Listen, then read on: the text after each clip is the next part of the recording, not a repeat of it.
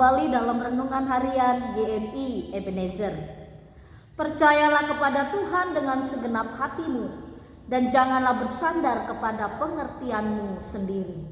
Kita berdoa. Bapa di sorga, kami bersyukur dan terima kasih untuk hari baru yang Kau percayakan untuk kami nikmati pada pagi hari ini. Kami mau berserah, berseru kepadamu. Kiranya Engkau menolong kami untuk kami tetap mengingat firman Tuhan dalam setiap kehidupan kami.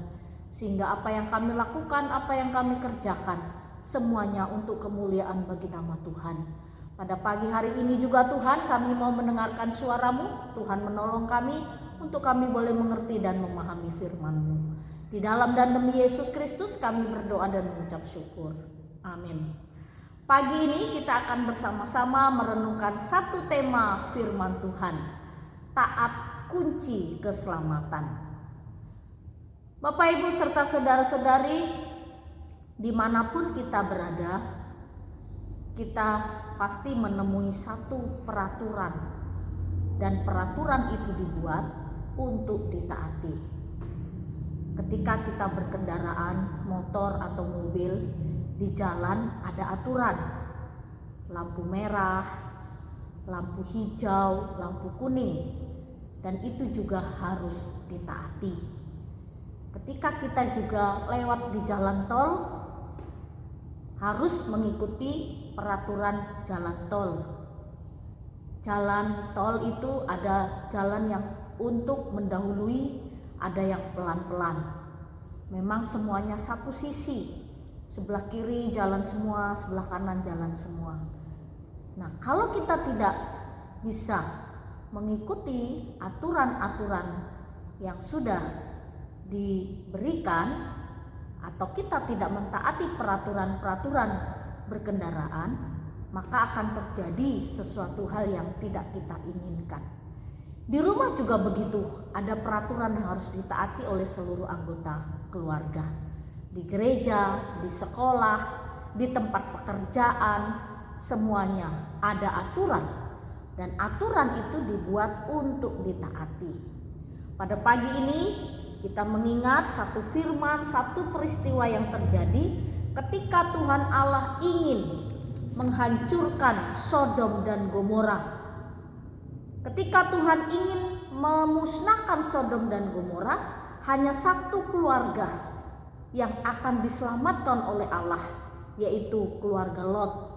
Lot adalah keponakan Abraham. Nah, sebelum peristiwa pemusnahan itu terjadi, malaikat Tuhan memerintahkan kepada Lot di dalam Kejadian 19 ayat 17.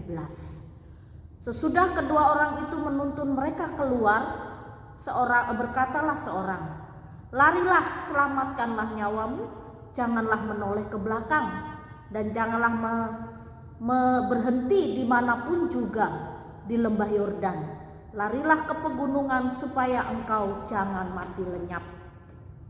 Malaikat memberitahukan kepada Lot bahwa Lot, kalau engkau akan selamat, engkau harus keluar dari kota ini. Lalu engkau harus keluar dari Sodom dan Gomora ini. Engkau keluar, larilah, dan jangan berhenti di lembah sungai Yordan ini. Lalu larilah kamu ke pegunungan. Jangan lari ke lembah, tapi ke pegunungan, supaya engkau selamat. Lalu janganlah menoleh ke belakang.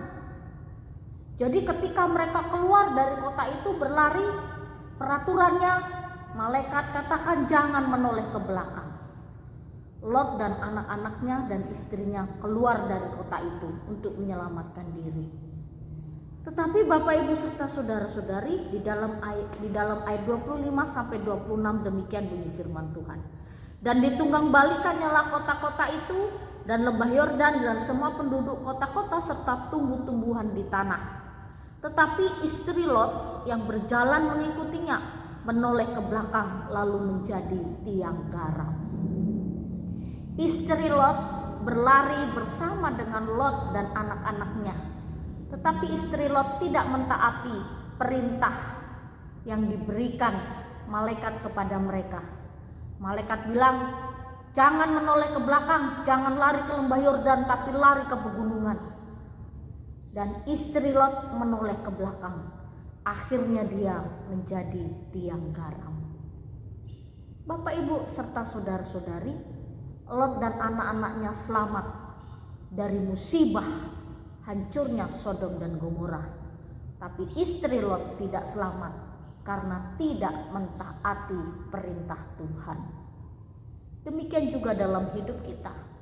Taatilah segala perintah Tuhan, maka engkau akan hidup dalam damai sejahtera dan sukacita.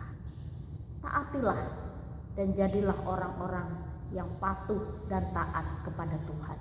Kita berdoa.